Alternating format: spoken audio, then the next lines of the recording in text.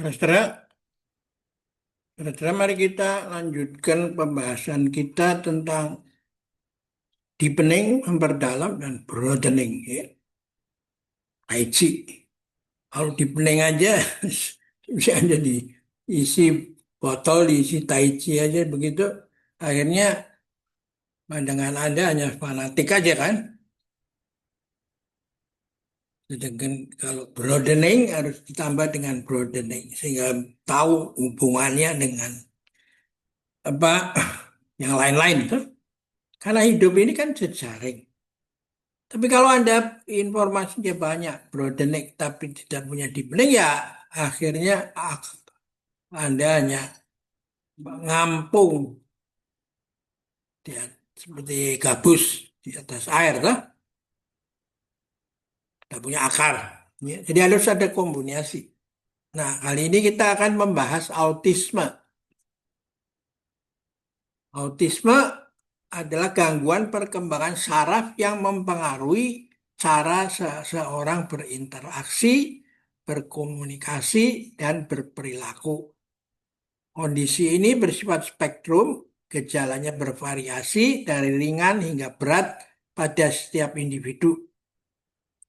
Dengan intervensi yang tepat, dapat menjalankan kehidupan yang bermakna dan produktif. Ini gambaran umum, ya toh. Nah, karena ini gangguan perkembangan saraf, ya, yang mempengaruhi cara seseorang berinteraksi, berkomunikasi dan berperilaku, maka kalau Anda membaca narasi atau mendengarkan narasi daripada Tai Chi, ya, mulai dengan Anda dibangunkan kesadaran bahwa semenjak di dalam kandungan, semua orang itu sebenarnya sedang bertai chi. Mengikuti irama kembang kepisnya ibu yang saat hamil tidak boleh ada dipengaruhi oleh misalnya emosinya karena ada marah, ada ketakutan. Nanti itu berpengaruh pada Anda punya apa bayinya tuh. Kan itu seorang ibu tuh di saat mengandung harus dijaga supaya tenang, ya. Dan iramanya itu ya kembang kepis seperti perutnya bernapas antagonistik dan harmonis kan, ya. Nah, lalu di dalam apa saat janin itu ada dia sudah mendengar perkusi, detik detak jantung dari ibunya tuh.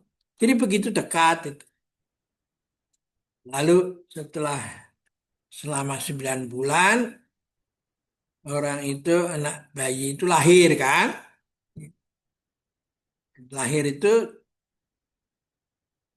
paru-paruannya itu membuka sendiri seperti parasit itu sehingga udara masuk toh.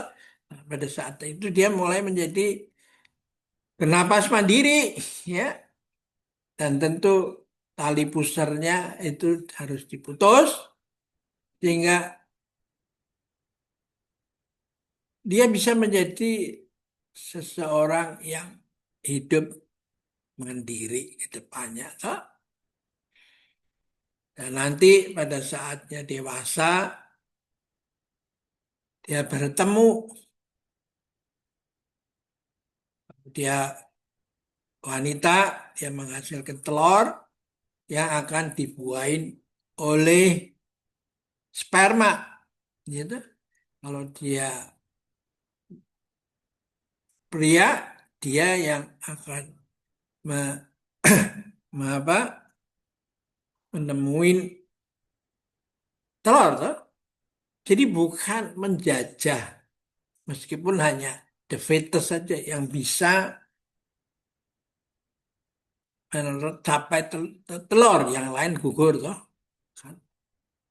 Tapi bukan berarti dia mau menguasai, tapi dia bergabung menjadi manusia yang baru.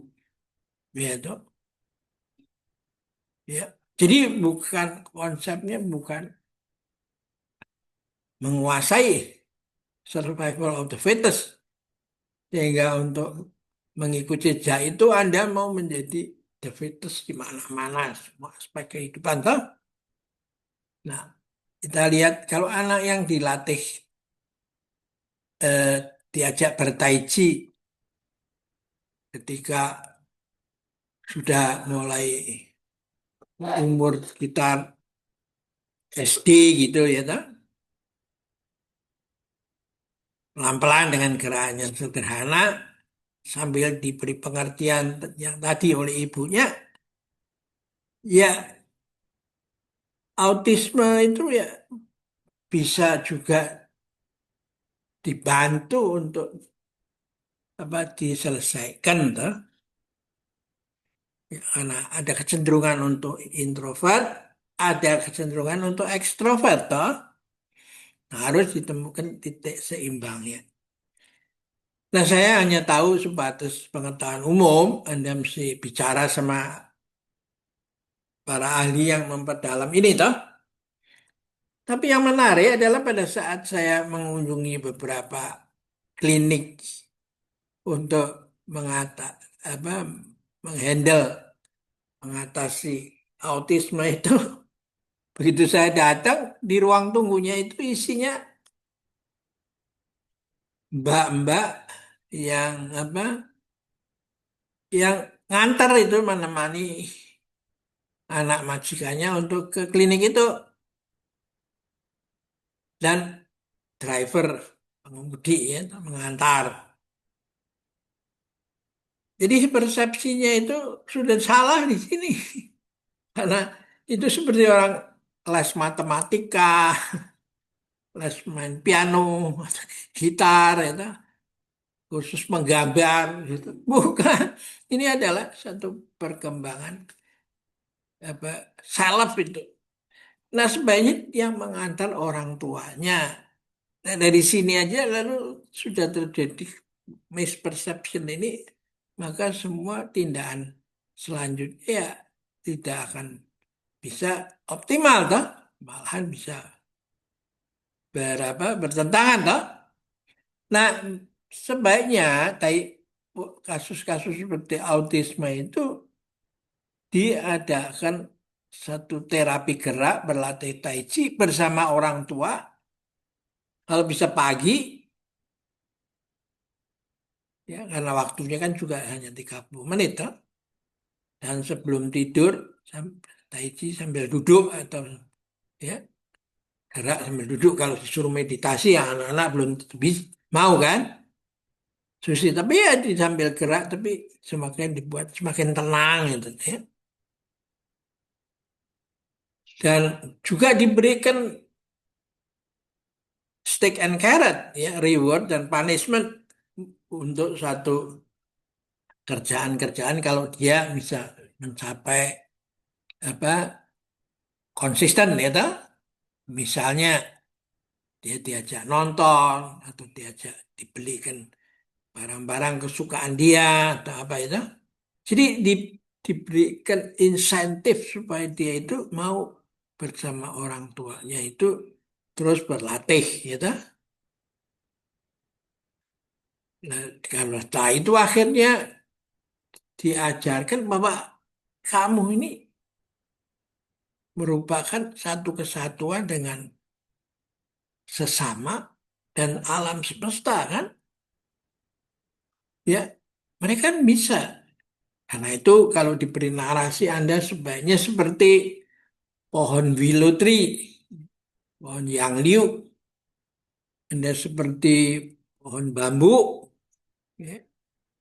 Anda tidak seperti pohon pinus yang di musim dingin dibebani oleh salju, dan hanya dengan memutar pergelangan tangan saljunya menjadi jatuh. Ya.